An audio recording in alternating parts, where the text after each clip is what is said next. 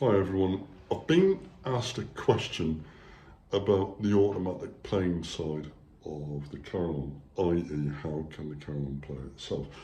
So for those of you who have just subscribed, or for those of you who are not familiar, we're at my home instrument in Newcastle.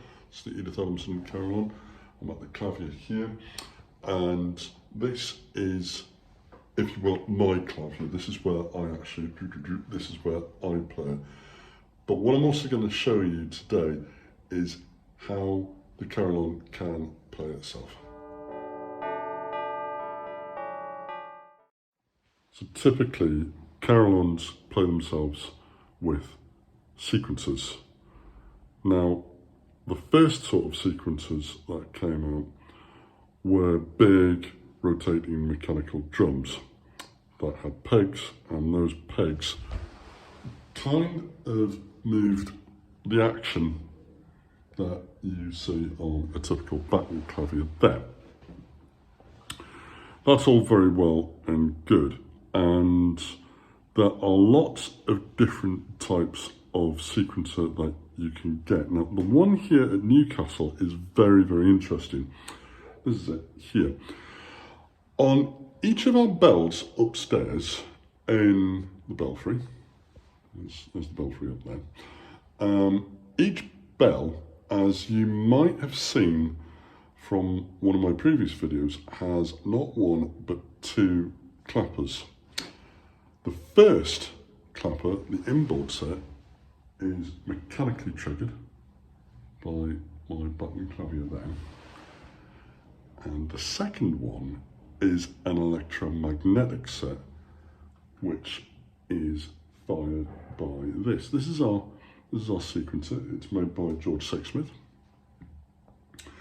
And when you turn it on, you get a little menu screen here, and you can program and adjust various times when you can get it to play various tunes. And you've got things like a media card slot and various options and whatever. Now, when you're actually programming the sequencer, you don't actually have to play it live. What you can do is you can switch it on, and you can actually get a sampled sound out of it, so you don't have to trigger the bells. And what happens is, when you press one of these keys, circuitry inside this sends a telematics feed all the way behind me, through our rectifier frame, onto the relay set, which then triggers the HT voltage coils on each of the relays on the bell clappers. Boom, you get a sound. So this is, if you will, a modern day equivalent of the sequencing drums that you used to get in carillons in Belgium and Netherlands, sort of like, you know, in the mid 1700s, early 1800s, before obviously they had electronics like this. But it still does the same thing. Now, the one disadvantage that this has is that it doesn't allow the player to play loudly or softly. It's just on or off. So you have to treat it slightly differently. With our baton clavier here, you can play the notes as I've demonstrated, loudly or softly, which I think that makes up one of the niceties of the carillon. With sequencers, you can't really play them loudly or softly.